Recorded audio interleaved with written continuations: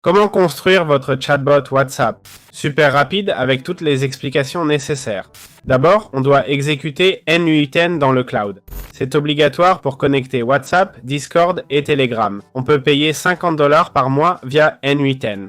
Le lien sera dans la description. Ou on peut utiliser la méthode gratuite suivante. On ouvre Visual Studio Code, d'accord? On lance N8N. Je suppose que vous l'avez déjà, sinon cherchez comment l'installer. On va dans Ports, Forward Port et on met 506.78, ok? Pourquoi? Car c'est le port qui apparaît ici, le port 506.78. Le port s'ouvre, on change la visibilité en public, ok? Une fois la visibilité publique obtenue, on va appuyer sur CTRL-C pour fermer N8N qu'on a ouvert, juste pour voir le port. Maintenant, on va copier tout ce code, d'accord? Ces hashtags et tout, on va les coller, ok? Et maintenant, on va simplement les envoyer. On attend et on aura le même résultat, ouvert avec le port 56.78, mais attention, ce lien a changé. On l'ouvre, on attend, et crucial, si on ajoute un nœud webhook, on verra HTTP 9 et non HTTP localhost comme d'habitude. Bien, d'abord, on va ajouter un WhatsApp Business Cloud, ok, sur message. Ça va faire que quand on reçoit un message, ça interagit avec l'environnement. C'est important de connecter les identifiants. Pour les identifiants, on crée une nouvelle référence et on connecte l'ID client et la clé secrète. On les trouve sur developers.facebook.com dans les paramètres de l'app, section info de base. OK? Troisième partie, première option, l'identifiant va en haut. D'accord? La clé secrète client va en bas. Voilà, on a notre identifiant. Une fois connecté, on active le déclencheur sur les messages sans souci. On peut exécuter cette étape pour vérifier si ça marche, d'accord? Comme vous voyez, ça fonctionne. Important, allez ensuite dans la section tableau de bord pour activer WhatsApp, ok?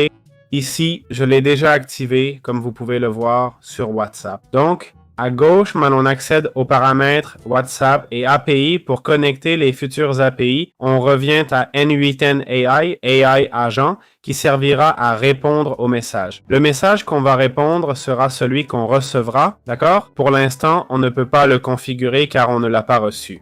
On ajouterait un modèle, d'accord? Ici, je vais ajouter ChatGPT 4.1 mini. D'accord? Ajoutez celui que vous voulez, puis on va ajouter une mémoire simple. Dans Session Key, mettez l'ID que vous voulez, d'accord? Ça, une fois que c'est fonctionnel, sinon pas besoin, d'accord? Enfin, on va ajouter un autre WhatsApp Business Cloud. On ira ici et on cliquera sur Envoyer un message pour l'envoi. Important, les identifiants ici sont différents de ceux du WhatsApp initial. C'est le Business Cloud pour répondre. On les trouve dans la config API où on génère l'identifiant d'accès. Il faut sélectionner un numéro de destinataire ici, ok? On copie l'identifiant, on le met comme jeton d'accès, à mettre à jour car on est en mode dev. Et l'ID Business Cloud qui reste toujours le même, d'accord? On prend l'ID de votre compte WhatsApp Business, on le met et voilà, c'est bien connecté. On a le numéro test, pas encore le destinataire, on va procéder étape par étape. On exécute, on résout les problèmes laissés vides, comme le message. J'invente ça et ça. Et puis, on va simplement l'exécuter. OK, récepteur. On va envoyer un message au numéro de test. OK, ce sera I et on recevra I comme réponse. Voilà, on l'a reçu. On va à l'agent IA. Le message sera le body reçu. Parfait. On exécute ce nœud, erreur de mémoire. Pour la mémoire, on clique Define Below, on met 1, 2, 3, 4. Peu importe ce qu'on met ici. On va à Send Message, OK? Dans Recipient, on lit From, on enlève 1, 2, 3 et on met la réponse IA.